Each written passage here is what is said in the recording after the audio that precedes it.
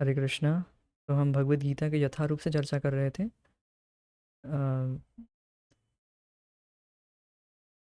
ये चर्चा हो रही थी कि भगवत धाम जो है, भगवान का जो धाम है,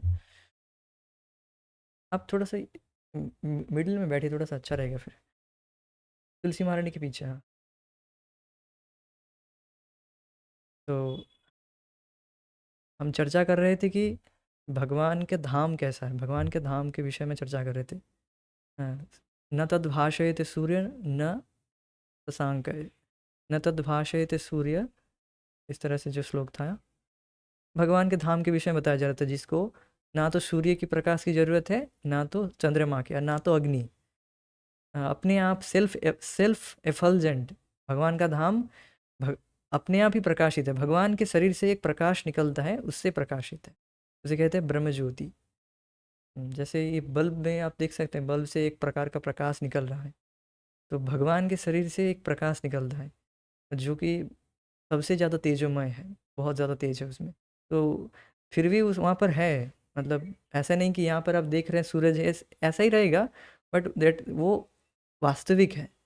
ये जगत कैसा है, इसमें ये जगत सूर्य पर निर्भरशील है, सूर्य के किरणों पर निर्भरशील है, चंद्रमा पर, और उससे फलता फूलता है। चंद्रमा से ही तो आप देख सकेंगे कि साग में, सब्जियों में टेस्ट आता है, तो इस चंद्रमा की वजह से है। तो ऐसा भगवत धाम में ऐसा नहीं है, भगवान के एफलजन से, भगवान के ब्रह्म ज्योति से, भगवान अपने शक्ति से सब कुछ करते हैं वहाँ पर। तो इसीलिए इस तरह से वर्णन किया गया था और बताया गया था। इसके बाद ये जो जगत, फिर प्रश्न उठेगा, ये जगत फिर क्या नहीं है? फिर तो जो मायावादी लोग हैं कहते हैं ब्रह्म सत्य जगन मिथ्या, ब्रह्म सत्य है, मतलब तो आप और मैं सब, वास्तव में आप और मैं ही है, और कोई नहीं, और सब सब झूठा है, बस तुम सपना देख रहे हो और कुछ है ही नहीं बताते, मतलब माने किछु नहीं ऐसा बोले। किंतु ऐसा नहीं है, कुछ नहीं है, नहीं है। अब देख, एक घर है, आप देख रहे हैं कि घर है, घर में अभी बैठे हैं प्रभु जी, तो अ, है, घर है, किंतु ये टेम्पररी है। टेम्पररी मतलब समझ रहे हैं कि अनित्य है। तो ये है बट अनित्य है, तो इसे कहते हैं। तो इसे बताया गया था ऊर्ध्व मूलम अधः शाखा, ऊर्ध्व मूल अधः शाखा अश्वत्थम प्राहुरभ्यम छंदांसि यस्य पर्णानि यस्तम वेदश वेदविद। अश्वत्थ वृक्ष, जब आप तालाब के पास देखेंगे कोई पेड़ खड़ा होता है, तो वो उसका उल्टा प्रतिबिंब दिखता है। तो ये जगत भी उल्टा प्रतिबिंब है आध्यात्मिक जगत का, परवर्टेड रिफ्लेक्शन कहते हैं इस जगत को। यहाँ पर भी आप सुख दुख ये सब मिलेगा आपको, सुख दुख है, किंतु ये यहाँ पर जो सुख मिल रहा है, ये सुख है नहीं वास्तव में।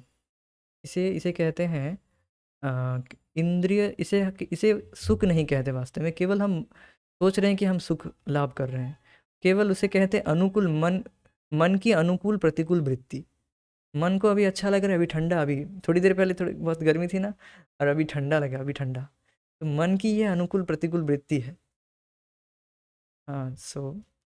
तो ये जगत ऐसा है, इसमें यहाँ पर सुख है नहीं, तो फिर भी लगता है कि सुख लग रहा है। आप कह नहीं कह सकते कि अभी आप प्रभु जी को थोड़ा सा रसगुल्ला खिलाएंगे क्लास के बाद, या कुछ प्रसाद देंगे, तो प्रभु जी बोलेंगे हाँ अच्छा लग रहा है, जो भी टेस्ट करते हैं अच्छा लगता है, तो फिर है नहीं है क्या?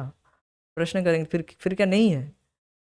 फिर क्या नहीं है? सुख नहीं है? सुख तो लगता है, जब रसगुल्ला खाते हैं तो बहुत मीठा लगता है, तो क्या सुख नहीं है क्या?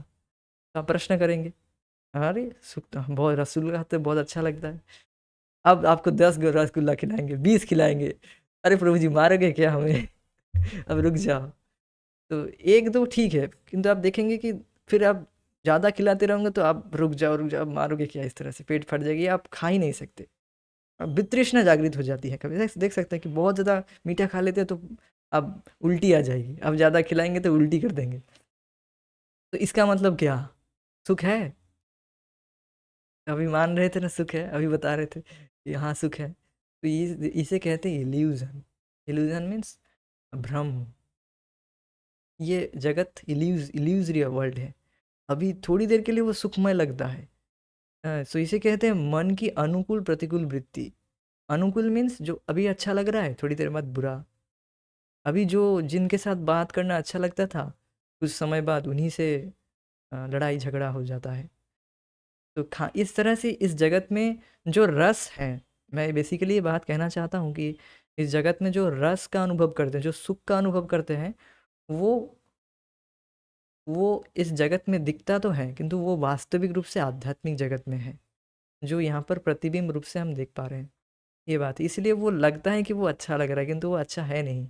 बस एक परवर्टेड रिफ्लेक्शन है। रिफ्लेक्शन आपको आम आम या सेब का फोटो दिखा दूँ तो उससे क्या संतुष्ट होंगे? नहीं होंगे। तो ये जगत ऐसा ही है। यहाँ पर सब कुछ इस तरह से है, कुछ भी कंप्लीट नहीं है, सब बस एक प्रतिबिंब है। तो इसीलिए प्रतिबिंब है। अब एक उदाहरण दिया जा रहा है जिससे आप समझ सके कि हाँ, या इस जगत में वास्तव में सुख है नहीं, बस इल्यूजरी है। मन को भ्रमित कर दे रहा है कि मुझे, मैं सुख प्राप्त कर रहा हूँ, इंद्रिय तृप्ति करके मैं सुखी हो जाऊंगा।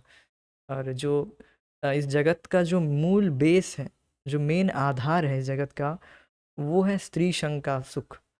वो वो सबसे हाईएस्ट है जिस पर ये जगत टिका हुआ है।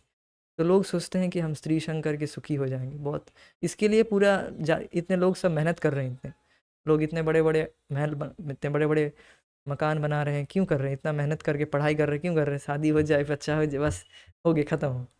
तो यही यही लोगों का, बस लोगों की धारणा यही है बस।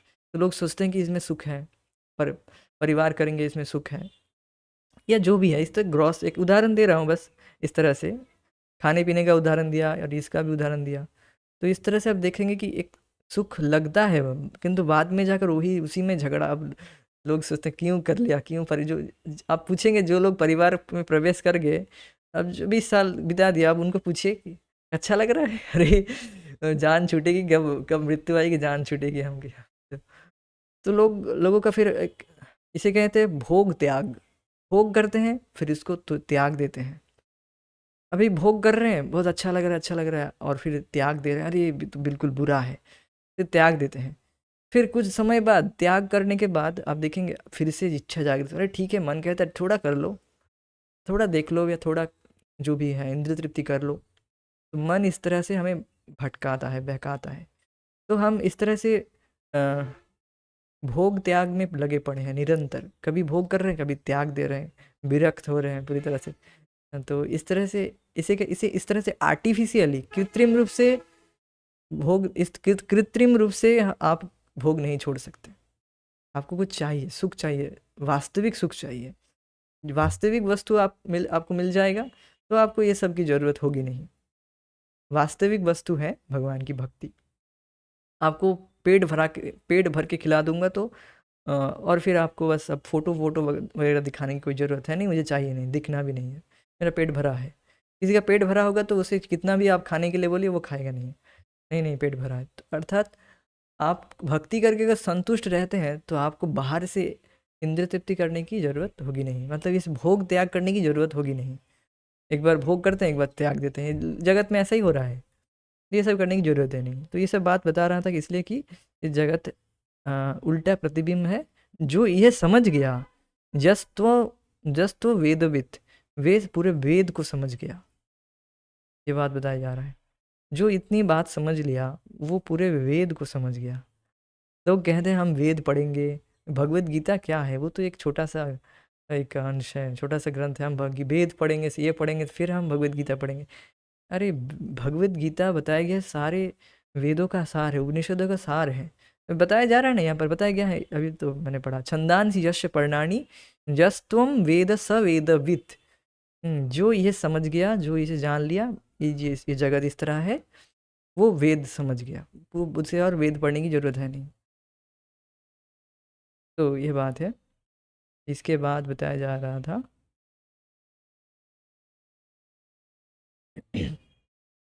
तो आध्यात्मिक जगत में वास्तविक सुख रूपी असली जल है। एक यहाँ पर उदाहरण दिया जा रहा है, मरुभूमि में हम देखते हैं मरीचिका दिखता है, भ्रम होता है कि वहाँ पर पानी है, किंतु पास जाते हैं तो पानी नहीं है, किंतु वास्तव में पानी है। एक जगह है, उसका रिफ्लेक्शन आप फिजिक्स में पढ़े होंगे, है ना, 7th या 8th स्टैंडर्ड में शायद। उसे कहते हैं कुछ था, मुझे, मैं अभी भूल रहा हूँ, छोड़िए जो भी है। What is some kind of reflection कहते थे उसे। तो उसे वहाँ पर भी बताया जाता था, कहीं कहीं पानी है, कहीं सरोवर है, उसका प्रतिबिंब ऐसे दिखता है मरुभूमि में, रेगिस्तान में आप देखेंगे कहीं एक जगह तो ऐसा नहीं कि पानी है ही नहीं, पानी एक जगह है, उसका प्रतिबिंब अभी दिख रहा है, इसका मतलब है पानी है। तो ये मायावादी लोग जो कहते हैं कि ये सब सपना है, ब्रह्म सत्य जगत मिथ्या, जगत मिथ्या नहीं, जगत टेम्पररी है, अनित्य है। अर्थात पानी है, सुख है कहीं ना कहीं, यहाँ पर नहीं है, वास्तविक आध्यात्मिक जगत में है, उसका प्रतिबिंब दिख रहा है, ये बात है। ये बात बताई जा रही है, वास्तविक सुख रूपी असली जल आध्यात्मिक जगत में है। भगवत गीता के 15वें अध्याय में 5वें श्लोक में भगवान ने सुझाव दिया है कि हम निम्नलिखित प्रकार से आध्यात्मिक जगत की प्राप्ति करें। निम्नलिखित प्रकार से हम आध्यात्मिक जगत की प्राप्ति करें, यह भगवान ने सुझाव दिया है। भगवान चाहते हैं कि हम इन गुणों को प्राप्त करके, वो श्लोक को देख सकते हैं आप, इन गुणों को प्राप्त करके हम आध्यात्मिक जगत को चले जाएं।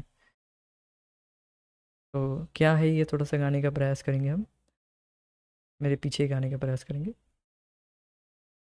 निर्मा निर्माण मोहा जित संग दोषा अध्यात्म नित्या विनिवृत्त कामा।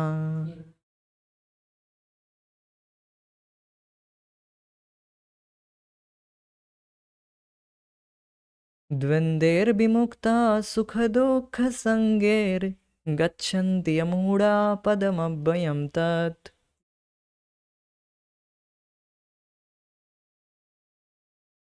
गच्छन्ति यमूढा पदमव्ययं तत्। ठीक है, আমার সাথে, मेरे साथ बोलिए, मेरे साथ साथ, मेरे साथ साथ बोलने का प्रयास कीजिए।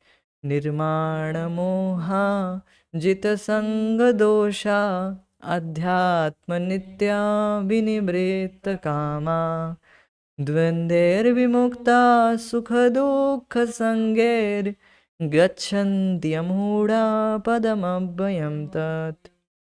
এবার শ্লোকটা দেখুন কীরকম কী বলা হয়েছে, অনুবাদ কী রয়েছে দেখুন। तो पदम अव्ययम अर्थात सनातन राज्य धाम को वही प्राप्त होता है जो निर्माण मोहा है। तो मैं श्लोकार्थ कर देता हूँ फर्स्ट ऑफ ऑल, यहाँ पर यह नहीं गया है। तो निर्माण मोहा, तो एक एक वर्ड को समझेंगे हम, भगवान क्या चाहते हैं, क्या क्या क्या गुण हम डेवलप्ड करें, जागृत मतलब इन गुणों को डेवलप्ड करें।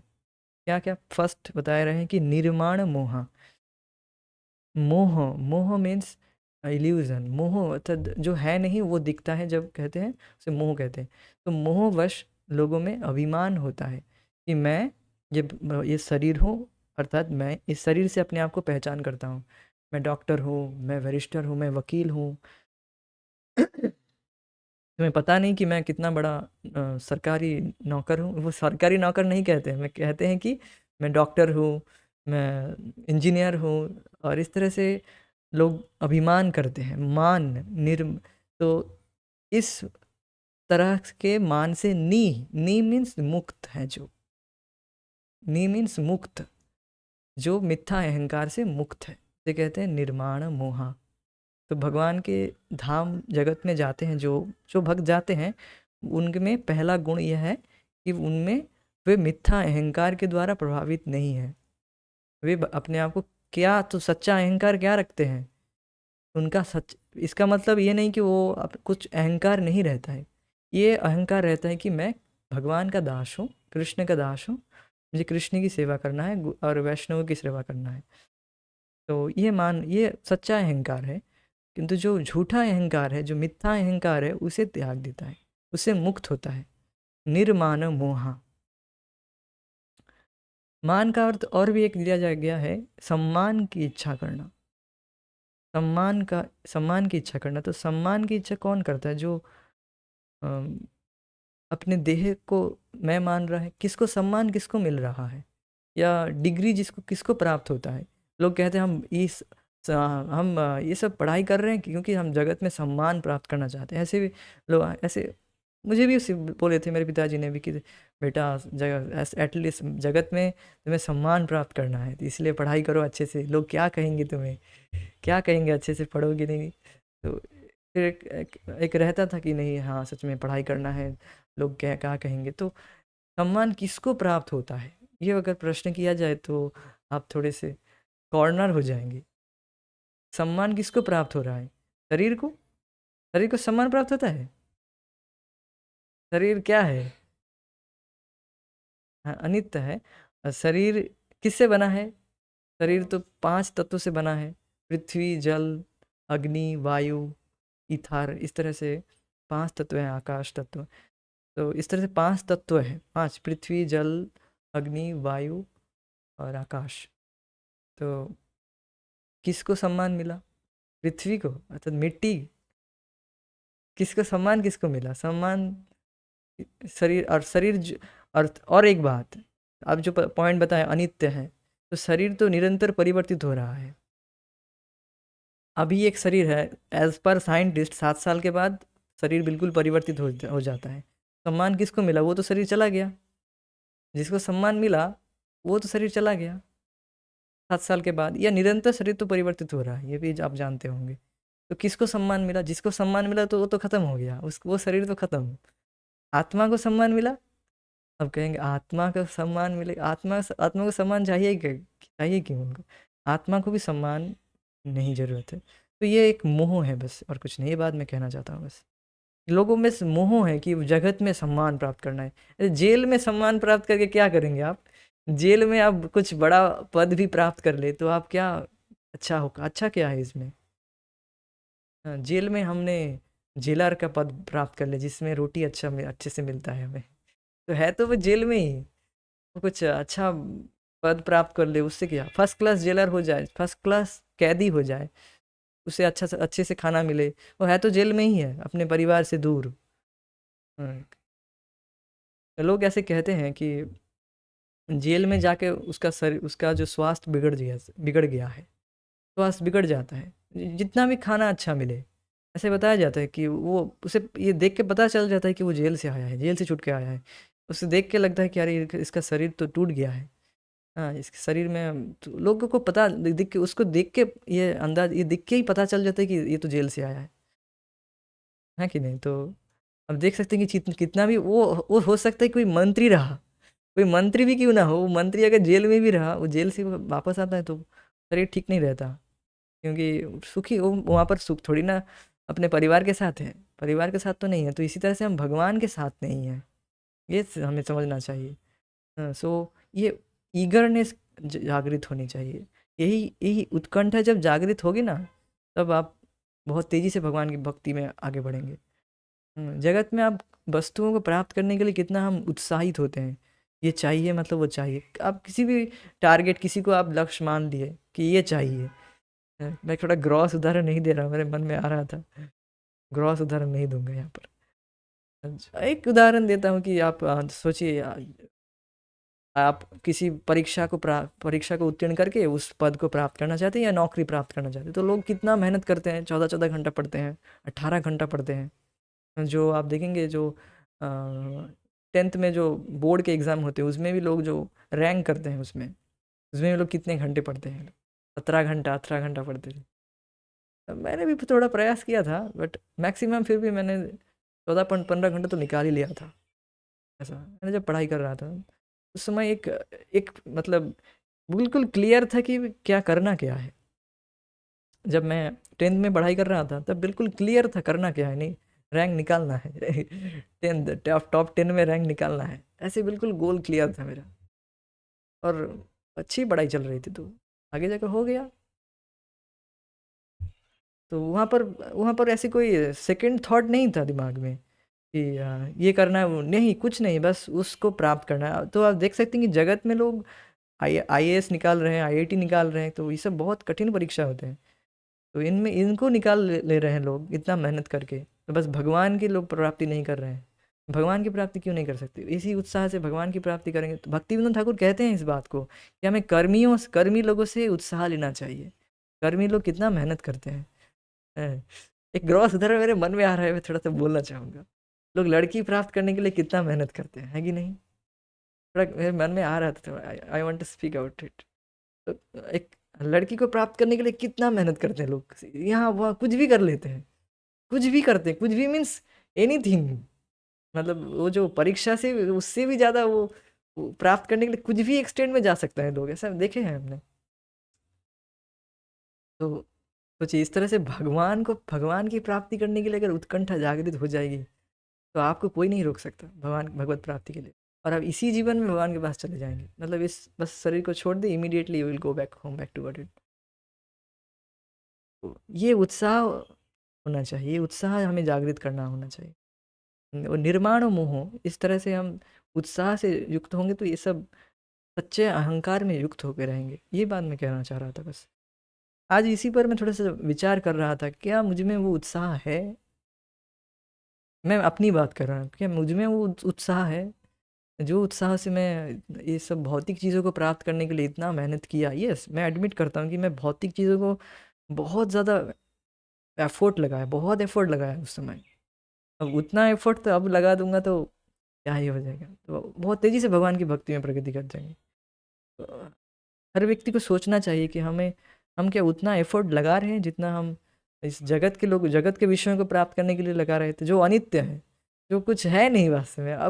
अब जिसके लिए मैं एक कर रहा था वो सब तो कुछ अभी है नहीं, मतलब जो भी है तो अभी कुछ है नहीं, प्राप्त होकर भी छूट गया सब कुछ, छोड़ दिया मैंने सब कुछ किया। तो इस तरह से आप देख सकते हैं, जगत में सब कुछ अनित्य है, फिर उनको प्राप्त करने के लिए, और अगर छोड़े भी ना, शरीर तो छूटेगा ही, तो वो सब पद या जो भी पत्नी बच्चा जो भी प्राप्त करना चाहते हैं लोग, सुंदर स्त्री, ये सब तो कब तक रहेगा, सुंदरता भी कब तक रहेगी उसकी। तो आप देख सकते हैं, यही बात मैं थोड़ा सा विचार कर रहा था, काश इस तरह का उत्साह भगवान के प्रति हो जाए तो मज़े ही हो जाएंगे। भगवान की प्राप्ति के लिए इस तरह का उत्साह हो जाए तो आपको कुछ भी भ्रमित नहीं कर सकता, कोई माया आपको भी भ्रमित भ्रमित नहीं कर सकता, nothing at all. Prabhupada ji इसको बताते हैं, क्योंकि इस कलयुग में आप देख सकते हैं कि बिल्कुल माया इस तरह से घूम रही है आपके आंखों के सामने, इस तरह से। हाँ, बिल्कुल। और आपको टेम्प्ट भी करेंगी, आपको उत्तेजित करने के लिए भी बिल्कुल आपके सामने सब कुछ घूमेंगे। तो आपको दृढ़ रहना, प्रभुपाद जी बताते हैं कि we have to very much strong, हमें बहुत स्ट्रॉन्ग होना है।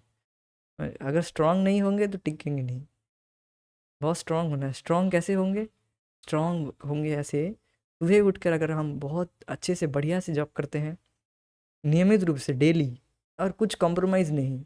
यहाँ थोड़ा सा शरीर कुछ, अगर बहुत शरीर इशू हो तो ठीक है, नहीं थोड़ा बहुत शरीर का उतार चढ़ाव होता ही रहता है। शरीर उसमें कुछ ना कुछ रोग होगा, रहेगा ही। हमको उसी को लेकर घिसट के चलना पड़ेगा। आप परीक्षा देते थे, पढ़ते थे, तब भी शरीर में कुछ दिक्कत है, उसको लेकर पढ़ाई करते थे, जो भी करते थे। तो ये मैं कहना चाहता हूँ, इस तरह का साधना, अगर आपकी साधना बहुत स्ट्रिक्ट रहेगी, बिल्कुल हिलेगी नहीं, तब आपको माया हिला नहीं सकती। ये श्रील प्रभुपाद जी बताते हैं, इफ़ अगर आपकी साधना अर्थात मेनली भगवान का नाम जप, और 2 टाइम या 1 टाइम कथा सुन ले भगवान के विषय में, कथा नहीं सुनेंगे तो उतना उत्साह नहीं रहेगा। तो साधना, सेवा, और स्वास्थ्य, इन 3 चीज़ों का ख्याल रखेंगे तो आप बहुत आसानी से भगवत प्राप्ति कर लेंगे, कुछ दिक्कत नहीं होगी। इसी जीवन में चले जाएंगे भगवान के पास, इसी जीवन में शरीर छोड़ के बस भगवान के पास चले जाएंगे, कोई दिक्कत नहीं है। और साधना को ढीला दे देंगे, मीन्स मेनली कथा और जप, ये 2 चीज़ को आप ढीला दे देंगे। और कुछ महत्वपूर्ण अगर लगे, माया इस तरह से आपको प्रीचिंग करेगी कि ये भी देखो, ये भी महत्वपूर्ण है, ये भी सेवा महत्वपूर्ण है, वो सेवा महत्वपूर्ण है, कुछ सेवा महत्वपूर्ण नहीं है। First of all you चैंड your rounds, हाथों में, तो पहले आप अपना जप कीजिए, फिर कथा सुनिए भगवान के विषय में। नियमित रूप से सुनना है, तब आप फिक्स रह पाएंगे, नहीं तो फिक्स कोई नहीं रह पाता। मैं भी कुछ समय इस तरह से थोड़ी देर, कुछ समय के लिए थोड़ा ऑफ कर दिया था क्लास को। माया प्रभावित कर ही देती है, मन स्थिर नहीं रह पाता है। नियमित रूप से कथा करते हैं, भगवान के विषय में चर्चा करते हैं, तो मन और बुद्धि इसमें लगी रहती है, और कोई स्कोप ही नहीं है। मन और बुद्धि सब भगवान की सेवा में लग गया, तो और कुछ स्कोप है, अब इंद्रियां भी तो उसी में लग जाएगी। आपका मन और बुद्धि उसमें लग गया, अब और कुछ स्कोप ही नहीं रह जाता है। अब इन माया में जाने की कोई स्कोप नहीं है आपका, पूरी तरह से आपका मन भगवान की सेवा में, मीन्स प्रचार में लग गया है। मतलब प्रचार इज़ बेस्ट, इन सब इसको पढ़ने के लिए और समझने के लिए अगर लग गया, बस अब हो गया। तो ये बात मैं कहना चाह रहा था, थोड़ा सा डिफ्लेक्ट किया, किंतु बातों को समझना बहुत ज़रूरी है। मैं ये उत्साह वाला पॉइंट बताना चाह रहा था। ठीक है, इसके बाद बताया जा रहा है, ठीक है, जित संग दोषा, हाँ, असत संग में जित संग दोष, अर्थात इस जगत के प्रति, जगत में जो संग दोष, आसक्ति, उसको जीत लेता है। इसे कहते हैं संग दोष।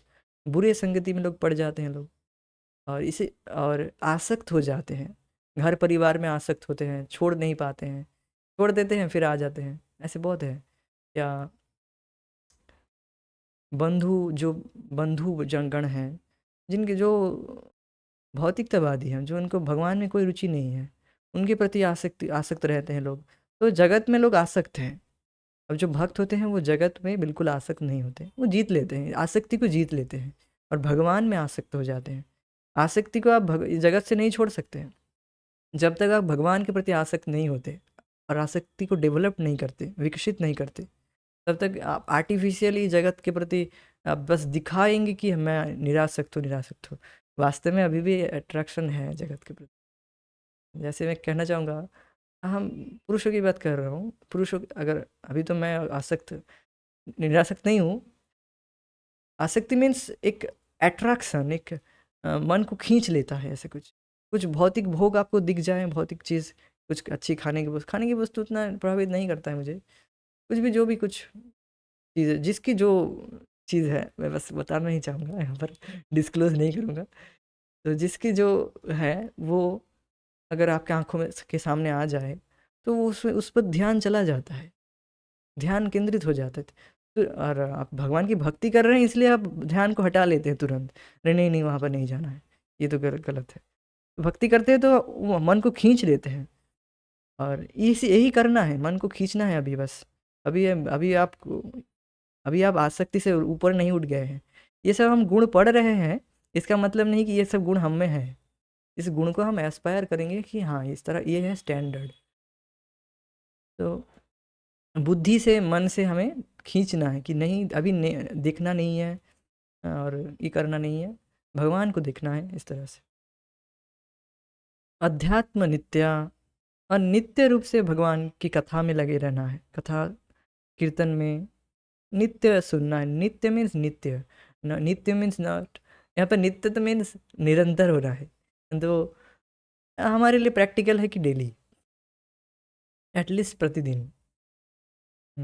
प्रतिदिन आध्यात्मिक विषय मीन्स, आध्यात्म मीन्स आत्मा और परमात्मा, भगवान के विषय में चर्चा होनी चाहिए, तब आपका मन डिस्टर्ब नहीं होगा, ये बात है। विनिवृत्त कामा, तो इस तरह से भक्त विनिवृत्त मीन्स पूरी तरह से निवृत्त हो जाते हैं। काम मीन्स भौतिक भोग इच्छा से, भोग इच्छा से पूरी तरह से, भोग वासना से पूरी तरह से निवृत्त हो जाते, छूट जाते हैं। उनमें और कोई वासना नहीं रह जाती है इस जगत में, बिल्कुल कोई वासना नहीं रहती है। भक्त इस तरह से हो जाते हैं, पूरी तरह से निष्काम, जिसका हृदय पूरी तरह से शुद्ध हो गया है, ये बात। द्वंद्वेर विमुक्ते सुख दुख संगे, तो सुख दुख संगे द्वंद्वे, तो इस जगत में सुख और दुख रूपी द्वंद्व मीन्स डुअलिटी, द्वैत में लोग पड़े हुए हैं। सुख कभी सुख होता है, अरे यार ठंडा लग रहा है, अभी यार ठंडा, अच्छा था, बहुत ठंडा मौसम है, अरे गर्मी लग रही है, अभी अभी गर्मी है, उफ, कितना ही गर्मी है। तो इस तरह से सुख और दुख में लोग पड़ जाते हैं और अपना भजन छोड़ देते हैं। अरे आज तो बहुत ठंडा है, छोड़ो थोड़ा सा और थोड़ी देर सो लेता हूँ, और या नींद पूरी नहीं थी हुई, या ये वो बहाना बना के थोड़ा सा इस तरह से करके हम भजन को स्किप कर देते हैं, सुख दुख में पड़ जाते हैं बेसिकली। या आज इसकी शादी है, उसकी शादी है, शादी पार्टी है, मैं वहाँ चला गया था, मैं परिक्रमा में चला गया था, उसमें चला गया था, इसलिए मेरा जप हुआ नहीं। तो ये सब वास्तव में केवल वजूहात है, बहाना है। इस सब मन की खेल, मन हमें प्रभावित कर देता है कि ये देखो, ये तुम्हें सुख हो रहा है, थोड़ा और सुख ले लो, थोड़ा नींद नींद का सुख और ले लो, थोड़ा सा निद्रा देवी की सुख ले लो, निद्रा में थोड़ा और थोड़ा सो लो। ये भी तो भौतिक इंद्रिय तृप्ति है, सोना भी इंद्रिय तृप्ति है। और इसलिए हमें पर्याप्त एक मात्रा में आहार, युक्ताहार विहार से बताया गया, एक सीमित मात्रा में हमें निद्रा लेनी है, 6 घंटा मिनिमम है, इसलिए हमें जल्दी सोचना चाहिए, जल्दी, जिससे हम सुबह जल्दी उठ सकें। और कुछ शरीर में दुविधा है, जब नींद नहीं आ रही, ऐसे हो सकता है, बात अगर बढ़ जाए तो ऐसा होता है, नींद जल्दी से आती नहीं। तो फिर भी अगर आप नियमित रूप से भगवान का भजन कर रहे हैं, 3-4 घंटे सोकर भी आप उठ जाएँगे। ऐसा ऐसा है, मेरा ही ऐसे कुछ चल रहा था कुछ दिनों से। बात बढ़ गया था तो रात को ठीक से नींद नहीं आ रही थी, देर से आ रही थी बट देर से। 11 बजे ऐसे सो रहे थे, फिर भी हम उठ जा रहे थे। 11 बजे, 12 बजे से सो रहे थे, 3 बजे, साढ़े 3 बजे उठ जाते थे। थोड़ी सी स्ट्रगल होती है उसमें, किंतु उठ जाते हो। बट अब वो जो ब्रह्म मुहूर्त का जप तो कर लिए, बस हो गया अब पूरा। हाँ, ये भी बहुत बात है। अब उसके लिए छोड़ देंगे, अब आप 6 बजे उठेंगे, अब कैसे जप होगा वो पता है। 6 बजे या 5 बजे, 5 बजे फिर भी ठीक है, 6 बजे अगर उठेंगे, अब तो 9 बजे तक जप हो रहा है, वो कैसे होता है मुझे पता है। सबको पता है। इस टाइम के कैसे हरे कृष्णा जय हरे कृष्णा, थोड़ा व्हाट्सएप चेक कर लिए, वो कर ली, तो ऐसे नहीं होता है। जब इस तरह से आप ये सब इन गुणों को प्राप्त नहीं कर सकते। मैं ये सब गुण जप करने से आएगा। यह हईते सर्व सिद्धि हुई वे तुम्हार, इसी जप से ही आपको सारी सिद्धियां प्राप्त हो जाएगी, ये सारे गुण प्राप्त हो जाएंगे। निर्माण मोहा जित संग दोष अध्यात्म नित्या विनिवृत्त काम और द्वंद्वेर विमुक्त है। ये सबसे महत्वपूर्ण है कि सुख दुख तो होगा ही। शरीर है मीन्स सुख दुख आएगा ही। शरीर है मीन्स आपको ठंडी गर्मी ये सब सताएगी ही, कभी कुछ इससे सब लगा रहेगा। तो इनसे प्रभावित नहीं होना है हमें।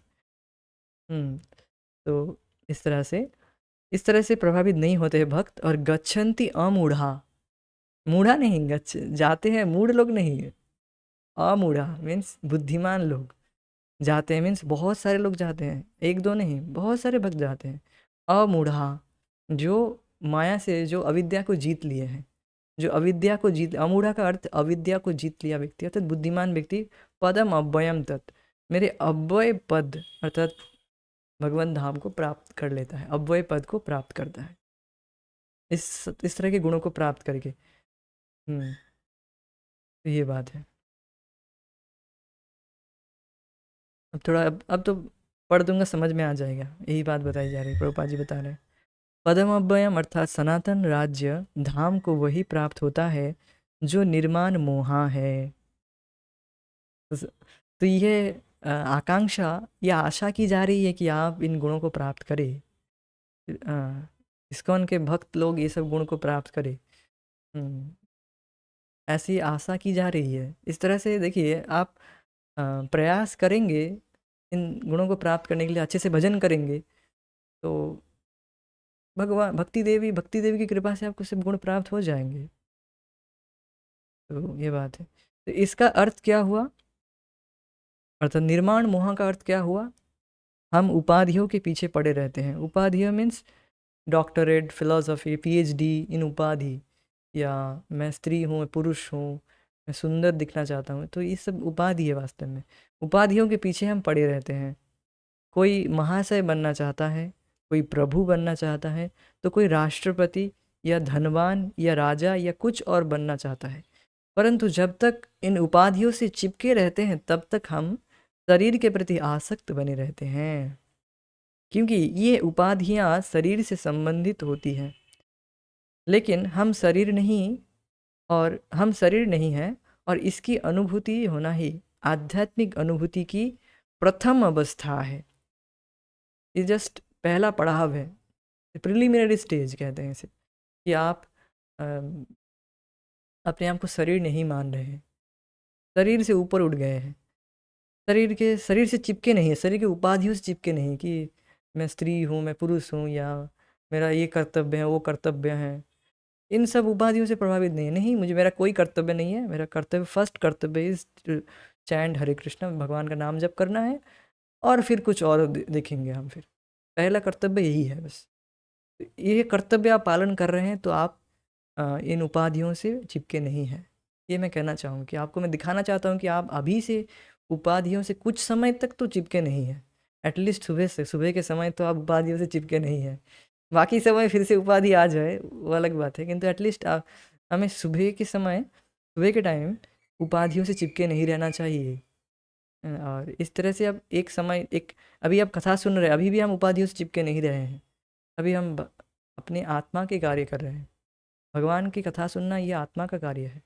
तो अभी भी हम उपाधि से चिपके नहीं हैं। अभी अभी इस समय हम उपाधि के परे हैं, इस समय हम देह के उपाधियों से चिपके नहीं हैं, क्योंकि हम देह की वार्ता नहीं कर रहे हैं अभी। ये व्यक्ति को देखना चाहिए कि ऐसा नहीं कि हम अब एक समय आएगा जब हम पूरी तरह से देह से ऊपर उठेंगे। मैं अब दिखाना चाहता हूँ कि अभी से हम देह से ऊपर उठ रहे हैं थोड़ा थोड़ा करके। एटलीस्ट कुछ समय तो, सुबह के जब के समय, अभी कथा के समय, उस समय तो एटलीस्ट हम देह के ऊपर उठ गए हैं। प्रसाद खा रहे हैं जब, इस तरह से आप पूरे दिन को अगर व्यवस्थित करेंगे, पूरा दिन इस तरह से आप देह के कार्य में नहीं लगे रहेंगे, पूरा दिन आप भगवान की सेवा में, मीन्स अपने स्वरूप में कार्य करेंगे। और पूरे जगत के लोग कैसे कार्य कर रहे हैं? पूरे जगत के लोग पूरे देह के लिए कार्य कर रहे हैं। तो आप उन सभी से अलग एक व्यक्ति हो गए। ये है भगवान की भक्तों की भक्तों का गुण है ये। तो हम प्रकृति के 3 गुणों से जुड़े हुए हैं, किंतु भगवान की भक्तिमय सेवा द्वारा हमें इनसे छूटना होगा। यदि हम भगवान की भक्तिमय सेवा के प्रति आसक्त नहीं होते, तो प्रकृति के गुणों से छूट पाना दुष्कर है। उपाधियां तथा आसक्तियां हमारी काम, वासना, इच्छा तथा प्रकृति पर प्रभुत्व जताने की चाह के कारण है। तो इसमें जाने से पहले इतनी बात तो समझ में आनी चाहिए कि व्यक्ति सोच रहा है कि मैं भगवान की भक्ति करके क्या होगा, मैं अपने आप से अपने इंद्रियों को संयमित कर लूँगा, हाँ, मैं माया को जीत लूँगा।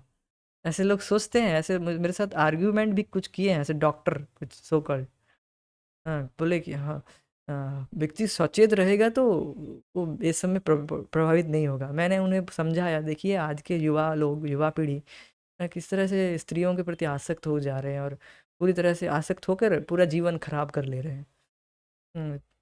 तो उनकी वो आर्टिफिशियली अपने आप को नहीं बचा सकते, कृत्रिम रूप से इनसे नहीं बच सकते हैं। ये सब वो मन को जीत लेंगे, कुछ नहीं करेंगे, वो फिर दूसरे दिन आके वही कार्य करेंगे, ये सब कुछ नहीं होता है।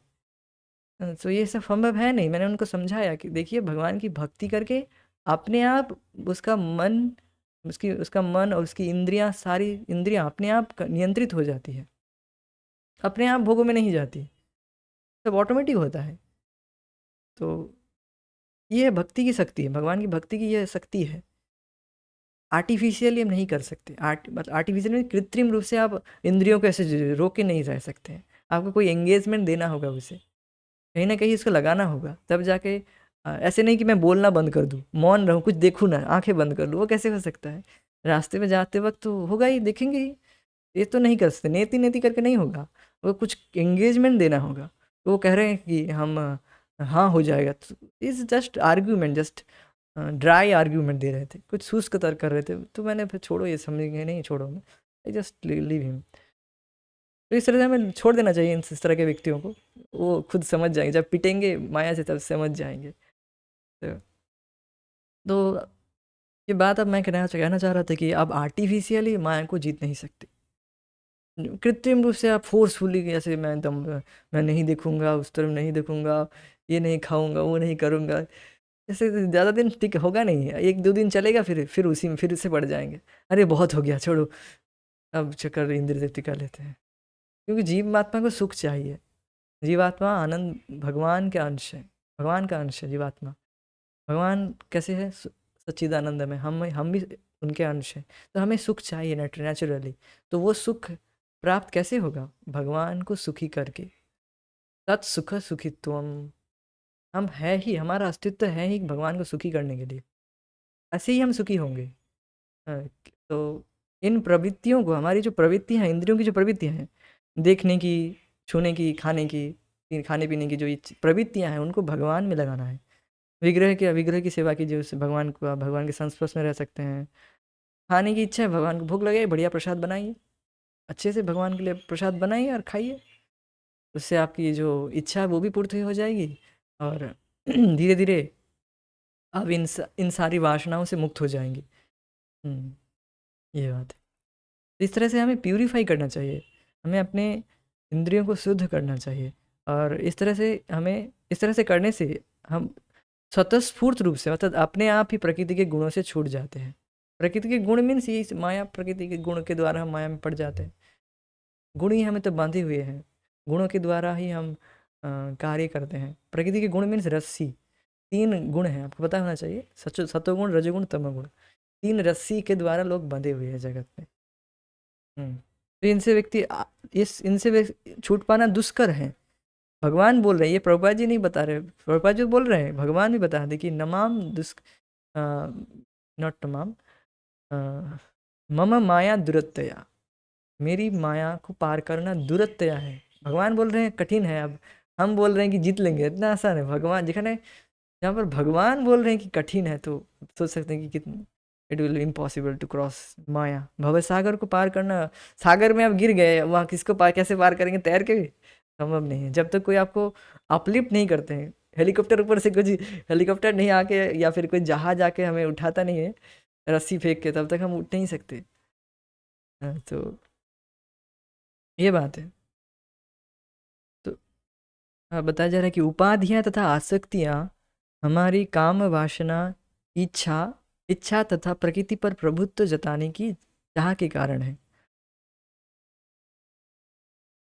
उपाधियाँ तथा आसक्तियाँ हमारी काम वासना, इच्छा तथा प्रकृति पर प्रभुत्व जताने की चाह के कारण है। तो ये बताया जा रहा है कि प्रकृति पर हम प्रभुत्व जताने के कारण ही हम उपाधि से ग्रस्त हो जाते हैं। ये बात बताई जा रही, देखिए यहाँ पर क्या बताया गया है कि जीवात्मा भोग इच्छा किया है। जीवात्मा चाहता है कि मैं प्रभु बनूं जगत में। सर सर बोले सब लोग, मुझे सर सर बोले सर सलाम मारे, सलाम 2 लोग 10 लोग सलाम ठोके, बहुत बहुत बड़ा पद प्राप्त कर ले। इस तरह से सब लोग चाहते हैं हम ऊंचे हाई पोस्ट में चले जाएं। तो ये है क्या वास्तव में, मीन्स प्रकृति पर प्रभुत्व जताना चाहते हैं, प्रकृति को हम भोगना चाहते हैं। ऊंचे पद में जाएंगे तो ज़्यादा इंद्रिय तृप्ति प्राप्त होगी, ज़्यादा पैसा होगा, ज़्यादा इंद्रिय तृप्ति होगी। तो वास्तव में ये काम वासना है जीव की, जो प्रकृति के प्रभुत्व जताने की है। इसलिए व्यक्ति उपाधि से प्रभावित हो जाता है, उपाधि से ग्रसित हो जाता है। उपाधि मीन्स मैं ये देह हूँ, मैं ये देह हूँ। ये जो देह का अध्यास, देहाभिमान कब रहता है, जिस क्षण हमने भोग इच्छा किया। अभी हम सोच रहे हैं कि चलो थोड़ा बहुत हो गया, कथा वगैरह बहुत सुन लिया, अब थोड़ा सा कुछ फिल्मी गाने तो सुनना चाहिए, है कुछ फिल्मी गाने सुनना चाहिए या कुछ सिनेमा वगैरह देखना चाहिए। तो तुरंत हम प्रकृति के गुणों के द्वारा प्रभावित हो जाएंगे, तुरंत हम उपाधि से प्रभावित हो जाएंगे कि मैं देह हूँ। और देह से प्रभावित होंगे तुरंत शोक, मोह और भय, ये 3 उत्पन्न हो जाते हैं तुरंत। शोक, मोह और भय। मोह मोह होना कि मैं इससे सुखी हो जाऊंगा, वो देख के, वो जो भी छू कर देख कर सुखी हो जाऊंगा, ये मोह हो जाता है, तुरंत मोह में पड़ जाते हैं जिस क्षण हम देह मानते हैं अपने आप को। तो मोह हो जाने से अब उस वो वस्तु तो छूट जाएगी हमसे, अब वो ज़्यादा देर तो नहीं कर पाएंगे। तो वो छूट जाने के भय से शोक उत्पन्न होता है। शोक शोक शोक शोक कब उत्पन्न होता है, इट शोक हम पास्ट में कुछ किए हैं। एक्चुअली ये शोक उत्पन्न होता है जब हम पूर्व कुछ भोग किए हैं, उसको सोच सोच के शोक करते हैं। अरे ये सब छूट गया मेरा, ये सब छूट गया। शोक, अरे वो भोग मेरे छूट गए। वो तो छूटना ही है। आप जो भी भोग आप कर रहे हैं तो वो तो छूटेगा ही आपके हाथों से। ऐसा नहीं कि आप हमेशा कुछ भोग रहेंगे। जो भी खाने का, पीने का, छूने का, ये सब तो रहे, क्षणिक है ना, ऐसा हमेशा तो नहीं रहेगा, तो छूटेगा ही। तब आपको शोक होगा और भय लगा रहेगा कि ये छूट ना जाए। जब वर्तमान में आप भोग कर रहे हैं तब आप भय लगा रहेगा कि छूट ना जाए, छेड़े ना जाए जनो। अरे तो लोग कॉन्स्टेंटली भय, शोक, मोह, भय में लगे रहे हैं प्रकृति पर प्रभुत्व जताने की ये कारण। जैसे हमने उसमें पढ़े थे उपदेश उपाख्यान में, अ, क्या था वो, घोड़ा, घोड़ी घोड़ी घोड़ी मैं घोड़े पर चढ़ने जा रहा था, घोड़ा ही मुझ पर चढ़ गया ऐसा प्रकृति पर मैं प्रभुत्व जताने का प्रयास कर रहा था और प्रकृति ही मुझे पीट रही है, प्रकृति ही प्रभुत्व जता रही है। वास्तव में प्रकृति निकृष्ट प्रकृति है और हम उत्कृष्ट है। प्रकृति जड़ है, और प्रकृति इज अपरा शक्ति। अपरा मीन्स इन्फीरियर एनर्जी ऑफ भगवान लॉर्ड। अपरा मीन्स जो निकृष्ट शक्ति है, निकृष्ट हम उत्कृष्ट शक्ति, हम चेतन है, प्रकृति जड़ है ना, देख रहे हैं सब कुछ जड़ है, तो जड़ है, किंतु वो उसकी जो प्रीडोमिनेटिंग डीटी मीन्स माया देवी, दुर्गा देवी, वो हमें दुख देती है। जिस क्षण हम जिस क्षण हम सोचेंगे कि इस घर को हम भोगेंगे, इस घर को, घर में हम भोगेंगे, भोग करेंगे इस घर में रहकर, तो तुरंत हम बच जाते, तुरंत हम प्रकृति दुख देती है, चलो इसको दुख देती है तुरंत। तुरंत प्रकृति वो प्लान बना लेती है कि कैसे इसे दुख देना है, ये बात ध्यान देना चाहिए। तो तब जब तक हम प्रकृति पर प्रभुत्व जताने की प्रवृत्ति को नहीं त्याग दे, तब तक भगवान के धाम सनातन धाम को वापस जाना कोई संभावना नहीं है, वापस जाने की कोई संभावना नहीं है, जब तक हम प्रकृति पर प्रभुत्व जताने की प्रयास करेंगे। तो उस शाश्वत अविनाशी धाम को वही प्राप्त होते हैं जो झूठे भौतिक भोगों के आकर्षणों द्वारा मोहग्रस्त नहीं होता, जो भगवान की सेवा में स्थित रहता है। ऐसा व्यक्ति सहज ही परम धाम को प्राप्त होता है। तो ऐसा व्यक्ति सहज ही भगवान के धाम को प्राप्त होता है।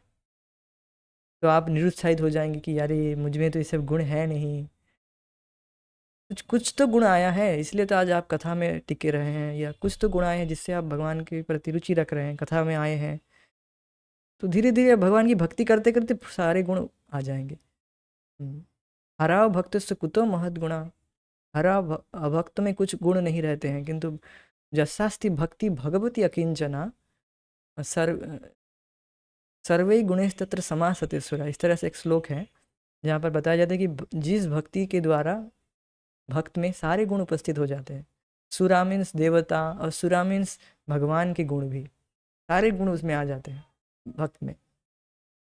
तो भक्ति करते करते सब उत्पन्न हो जाते हैं। अब ये बात है कि आपको नियमित रूप से करना है और दृढ़ता से करना है भक्ति, तब ये सब गुण आएंगे। ऐसा नहीं कि आप कर व्हिमजी के लिए कर रहे हैं तब नहीं होगा, सब कुछ आएंगे, देर होगी तो उसमें बहुत देरी होगी, छूट भी जा सकता है हाँ छूट भी सकता है, क्योंकि अब तब सुख नहीं मिल रहा है, ऐसे खींचता है कि ऐसे जैसे जैसे जब कर रहे हैं, जैसे शिल प्रभुपाद जी बताए हैं, सीधे बैठकर जप करना है, अध्ययन सुनना है, इस तरह से इंस्ट्रक्शन को फॉलो नहीं करेंगे तो जैसे जैसे जप करेंगे घिसट्टा मार के, सुबह से रात तक चल रहा है, सुबह 4 और दोपहर को 4, रात को 4, 4 करके सब छूट जाएंगे। कब कब हवा, तो आखिर के 4 कब हवा हो जाएंगे आपको पता ही नहीं चलेगा, गायब हो जाएगा आखिर के 4 राधा रानी माफ़ कर दो। ऐसा नहीं होता है, इस तरह से कुछ गुण नहीं आएंगे, इस तरह से व्यक्ति योग्य नहीं होगा भगवान के धाम जाने के लिए, ये बात है।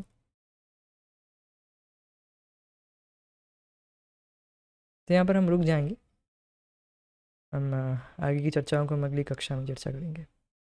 हरे कृष्ण, जय Srila Prabhupada, Nitai Gaura Premanandi, Hari Hari. Thank you so much, thank you for joining us. Hare Krishna.